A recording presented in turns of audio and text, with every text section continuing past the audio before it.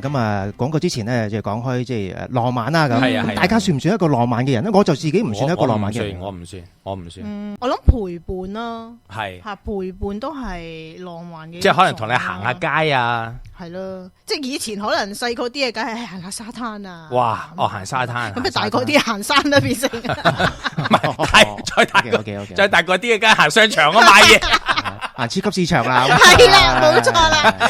你係咪一個浪漫嘅人咯？唔係，我唔算一個浪漫嘅人嚟嘅，即係我算係，即係我又唔係粗枝大葉，咁但係我又唔會特登去做一啲好花巧嘅嘢咯。係咯，即係我係實際型。追女仔嘅時候咧，追女仔嘅時候都追女仔，哇！講起追女仔，以前咧有試過。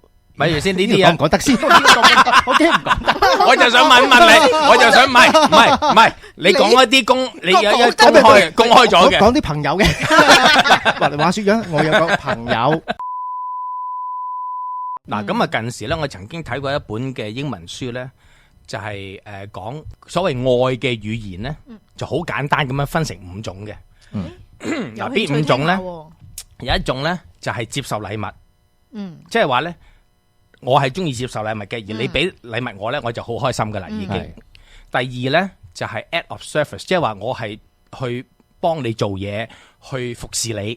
嗱，呢個又係愛嘅語言啦。跟住咧就係用時間陪你。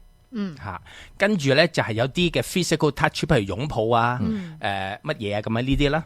第三咧就係用說話去鼓勵你。即係嗰個嘅作者就係好簡單咁樣將啲人類嘅所謂嘅愛嘅語言咧，就分成呢5樣嘅啫。所以好多時往往咧，即係嗰個愛嘅語言嗰個溝通最大嘅分歧就係在於表達嗰個人認為嗰樣嘢對方會係接受到愛，但係對方唔係嗰個愛嘅語言，咁就變咗兩個唔同嘅時候就盲目地付出。咁點解我付出咁多嘢，你唔覺得我愛你㗎？但係因為對方接受愛嘅語言係另外一種，所以就唔認為對方即係嗰個表達就係嗰個愛意咯。